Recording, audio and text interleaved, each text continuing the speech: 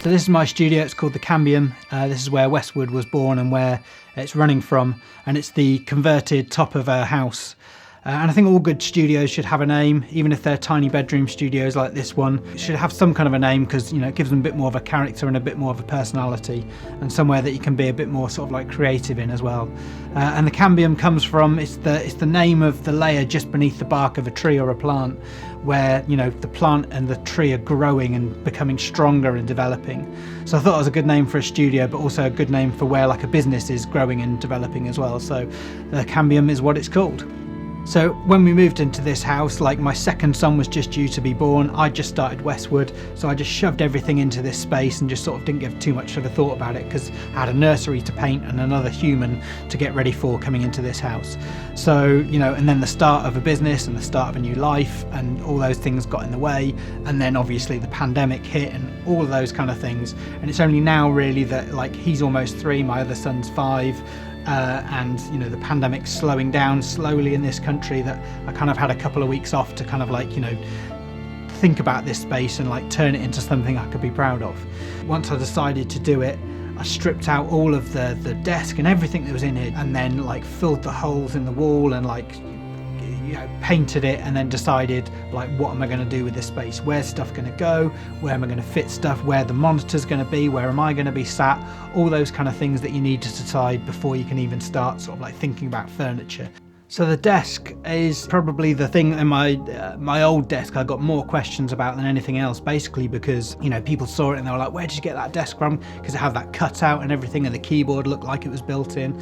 And it was like, it was a really functional desk, but if you'd looked from underneath, it was an absolute mess. It was basically like a Yamaha keyboard bolted, you know, with wood and bolts to the bottom of this desk that I'd, you know, found from somewhere, and then the top was this IKEA sort of like piece of wood that my dad cut out the keyboard section for, and it looked fine from the camera angles that, you know, I chose to shoot it from, but from everywhere else in the studio it just looked like an absolute mess. And it was kind of, you know, it sounds silly, but it was getting me down that it was like it just wasn't this thing that I was happy to sit at. And I'm like a firm believer in your environment has to be inspirational to you. So I came up with like 6 sort of like key things that the desk needed to be before like I went in to design it, you know, just to keep it on track and make sure that I hit these points. And the first one was it just had to be ergonomic. So like, you know, us composers, we're in that conundrum of like, you've got to have a full-size keyboard or some sort of keyboard, and then access to the computer keyboard and the mouse at all times, as well as other stuff that's on your desk. So you're forever hit with this problem of like, well, how do I manage that? And I was always having like back pain at the end of the day. Just even if you didn't need the keyboard, it was still there, but you didn't want to, you know, where does it go? So that was the first one. And then the second one was sort of like some sort of like built-in rack space. So like, you know, I've got rack gear that I didn't want the other side of the studio, and obviously it makes it a lot easier for cabling if it's all just there. And then the next thing was like modular, like, you know, getting it up into this place. I knew I wasn't going to be able to get the full desk in at once. Being a composer's desk, I needed it to fit a full-size 88 key keyboard in it as well. I didn't want a 61, I didn't want to compromise on that. Like, you know, I've been playing piano since I can remember. And then the other thing was like some sort of cable management system built in as well. So I didn't want to be gaffer taping like cables to the underside of the desk. And then the last thing was it just needed to look good. Like, you know, I want to come to it every single morning and go like, oh, this is amazing. What a lovely piece of furniture. Like I'm sat at, you spend so long sat at your desk and like touching it and being around it that, you know, it just needs to look good, doesn't it? So those were the 6 sort of like concepts for the desk. So I started looking at loads of other people's desks, just like going through YouTube and like trawling other people's sort of like studio pictures just to get some inspiration. Like John Mayer's desk setup that he's got, where he's just built it himself, was really, really inspirational, just like the whole idea of it. And then Paul Thompson's as well, his whole sort of like desk setup was a big sort of inspiration for this. And like the first designs were kind of like the keyboard's actually like built into the very top of the desk, you know, flush to the surface, and anytime you want access to a full-size keyboard, it's just there. But then the more and more I thought about it, the more I was like, well, actually how long do you actually, you know, spend at the desk using a keyboard compared to like a keyboard and mouse? And it was probably only about 20-30% of the time, I was thinking. So anyway, we came up with this idea where it's just basically a dry draw. I didn't want it on like metal runners where it was going to be loose, and every time I see those things, it's kind of like, you know, you can see people playing it and it's moving at the same time. I'm like, I don't want that. I want it to be solid. So we came up with this idea, and then, you know, I drew loads of sketches and kind of like gave him all the measurements for it, and then basically just left him to it. So the keyboard that's inside it is a Doofur PK88, and I thought, you know, if it's good enough for Hans, it's good enough for me. Ooh, that's a bit of a dodgy question here. And I've played one a few times, and I was like, yeah, it's a solid keybed. I don't think it's the world's greatest keyboard, but what it is you can buy them without the casing on them. So like, you know, rather than rip apart an old keyboard or buy a keyboard and have to, you know, just remove everything else, you can buy this one, just the keybed on its own and just the PCB module to do exactly what I've done with this. But the only problem with that is there's only one place that does them, and they're based in Germany. And at the time I ordered it, the UK were in the EU, and then I think it was about 2 months before like they were actually in stock and good to go. And by that time the UK had left the EU. So I was like, right, what extra red tape and taxes am I going to have to pay on this? I think it added like another 2 or 3 weeks for it to finally come through. Yes, I paid the VAT on it, and then the import tax, little bit of import tax, and then some UPS charges as well. So it wasn't too bad. But when it arrived, like the bottom keys had smashed in transit, the top part, there was a bit that was missing at the top, and I was just like, great, what are we going to do? I phoned them up and they were fine about it, sent it back. They sent me another one, had to pay extra VAT on top, VAT twice, and then more duties and all that kind of thing, which I'm still trying to sort out with the tax man, but you know, we'll get there. But anyway, the thing finally arrived, and I was like, yeah, we can start going with this whole desk. So it all came together. The guy had built the desk, and it was really, really good, and he helped me kind of like put it into this space and get it set up. And then it was just a case of like, you know, screwing the keyboard in. And the good thing about these as well is that they only use USB, so USB for data and power, so it's just one cable basically into my computer, and then that's sorted. So the keyboard tray now is just like, you know, super solid, slides away nice and easy when you don't need it, and then when you do need it you can just pull it out and it's there ready to go. Yeah, even though it was a long journey to get there, like it worked out really good in the end. With the acoustics of the room, like when we moved in here, thought about like, you know, actually like filling the cavities with like soundproofing and stuff. But over the months, it's kind of like, you know, it's quite a quiet neighborhood as it is. You get the occasional lawnmower every now and again, but apart from that, it's like a really quiet place anyway. So I didn't feel the need to do any additional soundproofing in here. I don't really do much recording in here, so there's no soundproofing in there. But with the acoustic treatment, you know, this room definitely isn't the greatest sounding room because it's an apex ceiling, and I'm still working on it. The panels behind the speakers are basically GIK acoustic panels, and they're really great, really nice panels. But what I wanted to do was kind of like carry on the wood theme from the desk onto those. So I got some timber from like a local timber merchant and wanted to distress it even more. I couldn't find any reclaimed wood that was going to do the job, so I basically got this wood that was already like exterior treated, but I got a hammer to it and a saw and like crowbar and just started smashing it to get that kind of like distressed look out of it. And then I found this like Jacobean oak wood stain that I coated it with a couple of coats, and then basically just screwed all of the panels to the outside to make it, you know, I think they look really good. And it just kind of like, I like that frame around the acoustic panels. And then I put this beam in over the top of the whole studio, and that's basically, it's kind of like two reasons for that really. And the first one is that like I need this camera to be over the desk, so when I do tutorials and things and videos you can kind of see what's going on there. And before I had this really like janky setup with kind of like this tripod, and it was just terrible. So I put this beam in and drilled loads of holes into it so like I could attach a ball and socket tripod head to it and just move it around depending on what position I wanted it in. And now the camera's just permanently welded up there. You just put a battery and an SD card, hit record, and it's set, you know, focus is set, everything is basically good to go. And then the second reason for this beam was to put like a cloud up there as well. With the apex ceiling there was quite a lot of like fluttery echoes at the top because it was like bouncing off there, and I was like, I need to get something up there. I can't really put anything on the sides of the walls because it's quite a tight space as it is, and I didn't really want to put any additional treatment on there, although I'm still thinking about it. We'll still see what happens.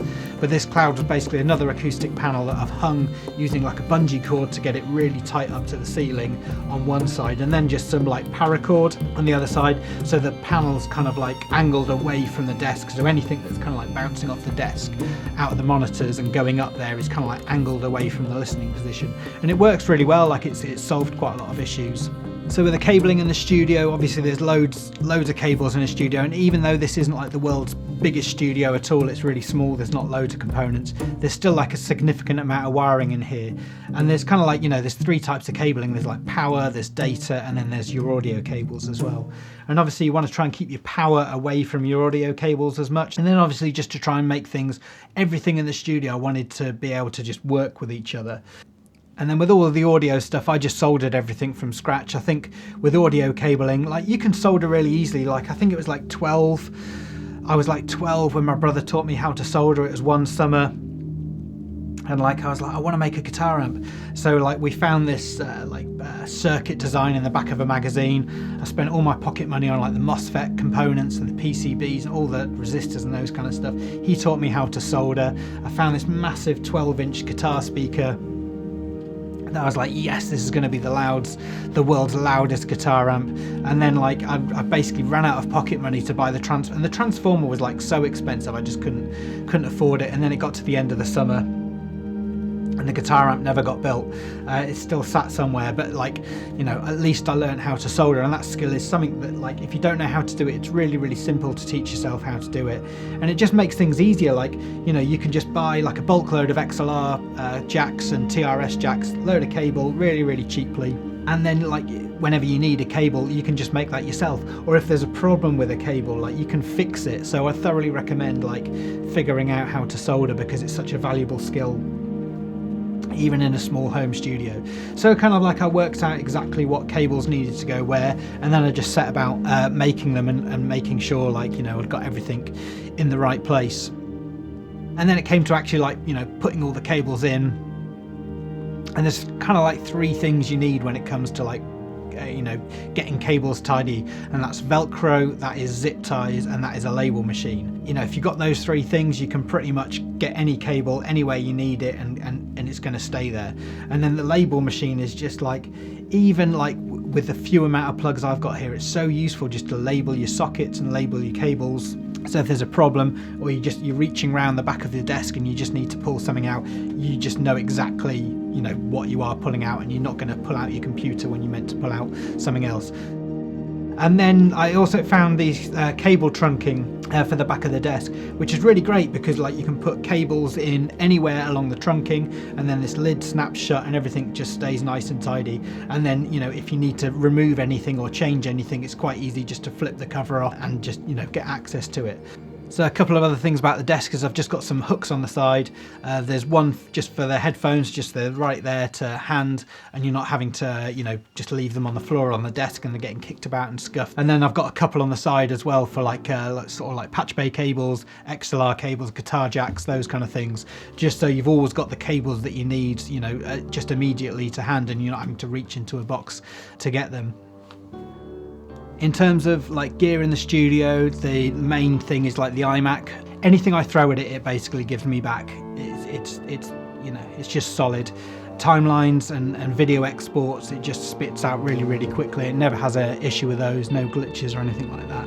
And then in terms of like audio stuff, like it's just, you know, I'm not the kind of person that writes, you know, 150 track sort of like symphonies. Like all of my, typically most of my stuff comes in under 16 tracks, but either way, like, you know, it still does really good. So tied to the iMac is one of these Blackmagic SSD docks, which has, at the moment I've got 3-4 terabyte drives in there.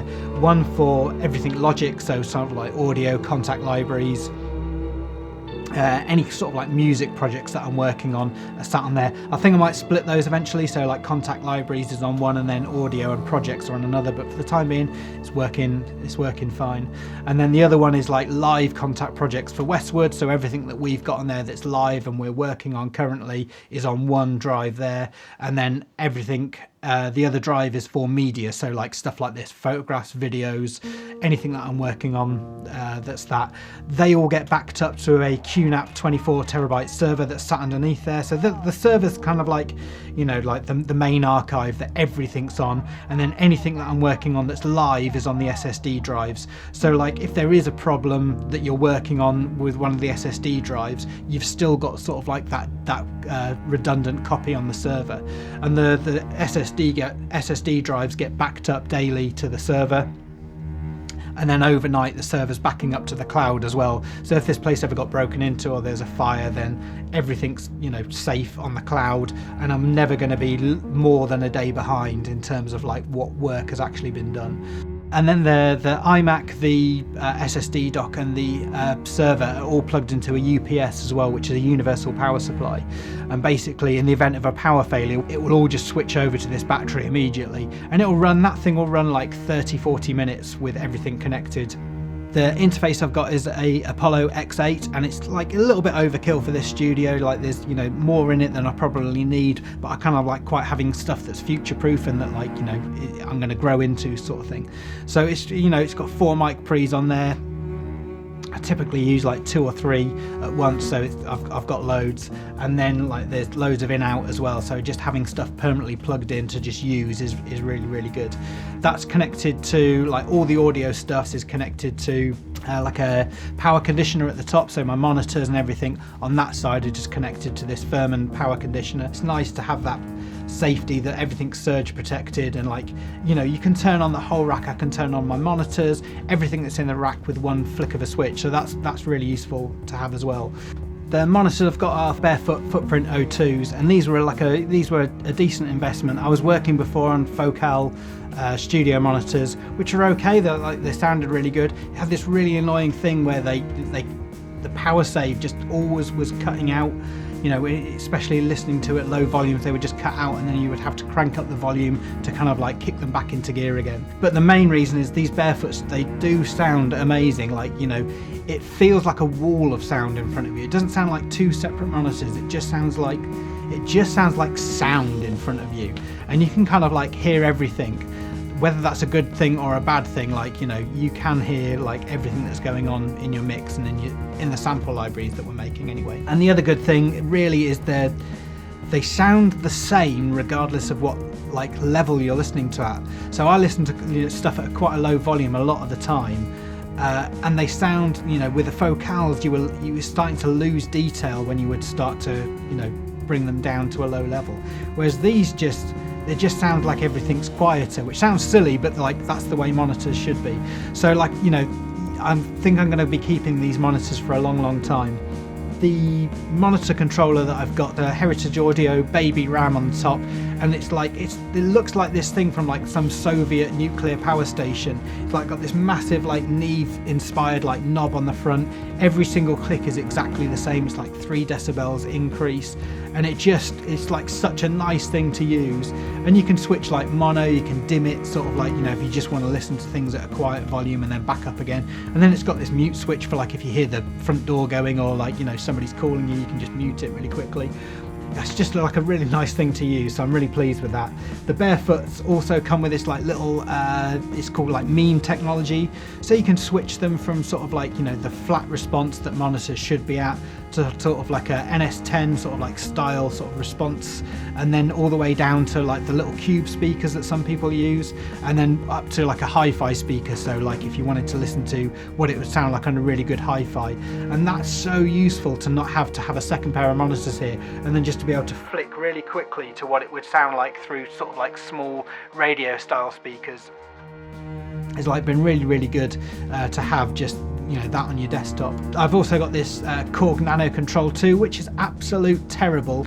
Like, somebody needs to come up with some sort of like, you know, MIDI fader control surface that is just built for us sort of like media and sort of like film composers, because this thing, like, yes, it's cheap, and yes, it's got loads of knobs and sliders on, but like, it is dog shit. It is absolute, like, it works like in the middle section of the travel, it sort of works, and then you get towards the end, it's like, okay, I've got no more. I'm pushing it, but nothing more's happening. And the same at the bottom, like, okay, I'm still traveling down, but like it's already at 0. Like, so somebody come up with something good, and you know, I'm sure I'll be the first on the list to buy it.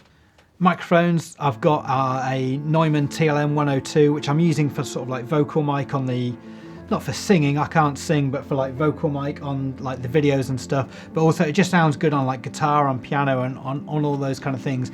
There's no features on it, it's sort of like cardioid pattern, there's no sort of like pads or anything like that, but it just sounds really crisp and really clear, so I'm really pleased with that microphone. Obviously you've got an SM57 locked in your cupboard somewhere. If you haven't got one of those, just order one online immediately and get it, because you'll use that thing forever.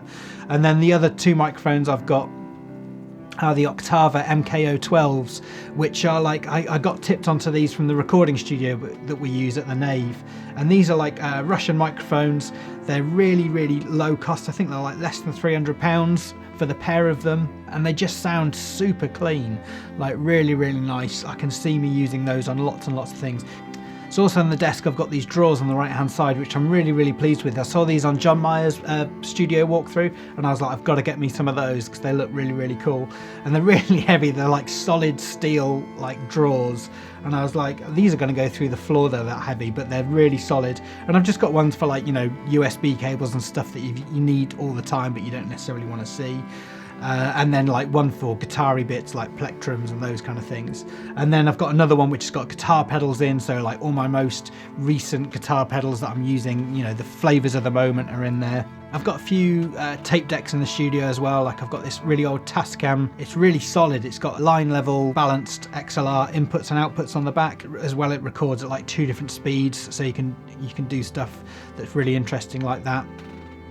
I've got the tape deck that we recorded alt piano on, some of the textures on there that's now died. The last thing it ever recorded was alt piano. I don't think I want to fix it. I think I just want to say that was the last thing that was recorded on there and be done with it. So now it's just a museum piece.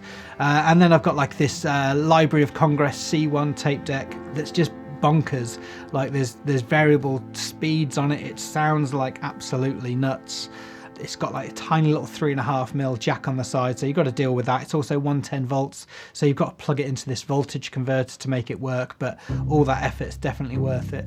And then I've got this Sony reel-to-reel sat behind me as well, which is also another nice thing. That's got 3 different tape speeds on there, so you can record stuff at full speed and then knock it down all the way really slowly to get some like really interesting textures and stuff.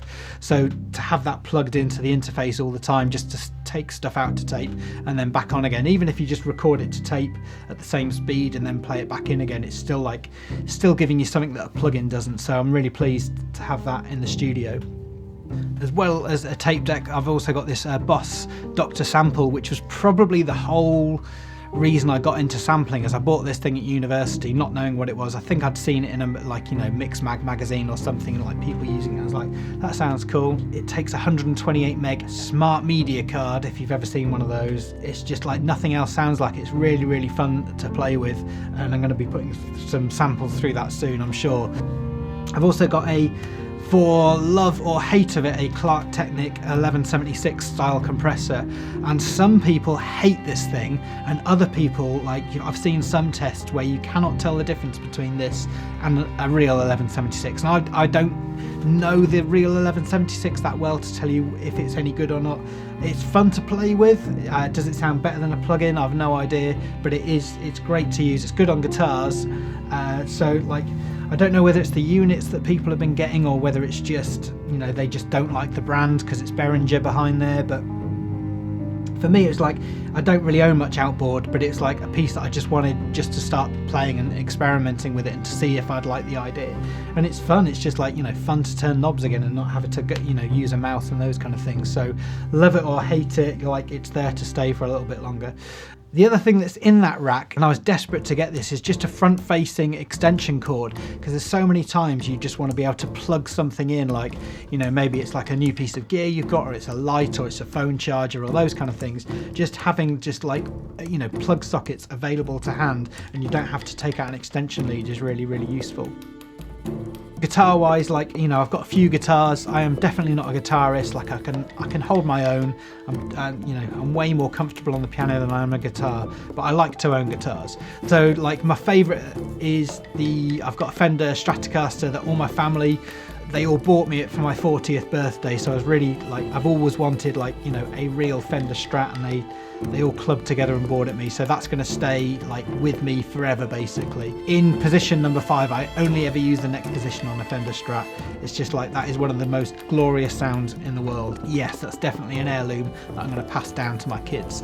I've got just an old Yamaha acoustic that I've had for years and years and years, and the mistake I made recently was changing the guitar strings, because I like a dark sounding guitar, and the strings needed changing just because they were so old. They were starting to like, you know, get that fur on them, and they were just nasty. So I changed them, and now it sounds terrible. Now it sounds bright and nasty and clean. And yeah, I'm gonna have to figure, if anybody knows how to sort of like dull guitar strings really rapidly, then let me know. I've also got this Gretsch Jim Dandy guitar, which is like, it's really cheap guitar. It's short scale, it sounds dark out the box. I've got it open tuned as well, so you can just like, you know, pick it up and play it, and just, you know, just while you're waiting for something to export on the computer, you can just pick it up and play something cool. For a guitar amp, I've got this Blackstar HT5R Mark II, I think it is, and it's valves all the way through, or tubes depending on where you live, so it sounds really warm and really like crunchy and nice. It's got this really nice tone control on it as well, so you can take it from more of this like Fender-y sound to more of like a Marshall-y sound. And it's got this other great thing as well, where you can just take a cab simulated DI out of it into your interface. It turns off the speaker, so it uses all of the preamp and the amp stage of the amp, and so you're getting that valve sound but straight into your interface. I am a big fan of guitar pedals, and I've got a few. The favourites are in the drawer at the moment where I keep them, and the favourite at the moment, I've got a couple, which is this Brown Amplification T4 fuzz pedal. I come from an era of bands that liked fuzz pedals, so like Pixies, Sonic Youth, Sebado, Pavement, those kind of bands, where it's just like fuzzes at the heart of the guitar signal. And then the other one that I've got at the moment is this like Dark Star, Old Blood Noise Endeavour's Dark Star reverb pedal. You can't get this reverb sound in a plugin, and that's what I like guitar pedals to do really, is to, one, it's just cool to be able to just, you know, experiment and to really quickly dial in sounds without having to use a mouse, and get yourself away from the computer screen as well. And then the other thing is, you know, you're getting sounds that you can't get on a computer, so guitar pedals are really cool for that. And not just for guitars either, for like, you know, reamping stuff through, you know, strings. And I've got this radial reamp box, which is great for taking line level stuff out of a computer, taking it back down to a guitar pedal sort of like level, and then back up again. There's this other area to the studio as well on the other side of the house conversion, which is just sort of like you know, where I keep all my camera gear, where I do all my charging, keep lighting stands and microphone stands, and loads of boxes with things like you know, cables and plug adapters and USB banks and all sorts of old junk in there that, you know, you never know when you're going to quite need it. So keep it somewhere safe, keep it labelled, and then you'll have access to it, you know, whenever you need it. I think that's it now with the studio. There's not really much more I want to do with it. Like maybe some more acoustic treatment, like when I start listening to these monitors and understanding what they're doing in the room a bit more, then yeah, some more acoustic treatment. But it's a really inspirational place now. I think before it was just a white box and it was getting me down, because, you know, you'd come in and there was cables everywhere and it was a mess, and it just felt like, you know, it didn't feel like a place you wanted to be in really. It was just not very functional. Like the desk was shaking, and like, you know, there was stuff everywhere. It just wasn't functional. Whereas now, like, you know, there's stuff on, it's silly things like I've got a piece of I framed a piece of felt, the piece of felt that we use to record upright felt piano and alt piano. I've got a piece of that, and I cut a piece out and stuck it in a frame and stuck it on the side. And it's just to remind myself that there are thousands of people out there using this piano and using that sound, and that sound that they're using has come from this piece of felt that's sat on the side of my studio. And it's just a reminder that, you know, this is the reason I'm doing what I'm doing, is to create sound and to create music and to create, you know, things that other people can use and take into their own studios. So that's what I want to do. Like, you know, fancy studio monitors and interfaces and stuff, they're all cool and useful and nice to have around, but I want to collect more memories. I I'm going to collect guitar pedals, you know, no doubt about that. There will be more gear in this studio, but what I want to do is collect more memories and put those in the studio as well. So that's it. That's the inspiration. That's it. Thanks for watching. I'm going to go and play guitar really badly now until my kids come home. So I'll see you on the next one. Take care.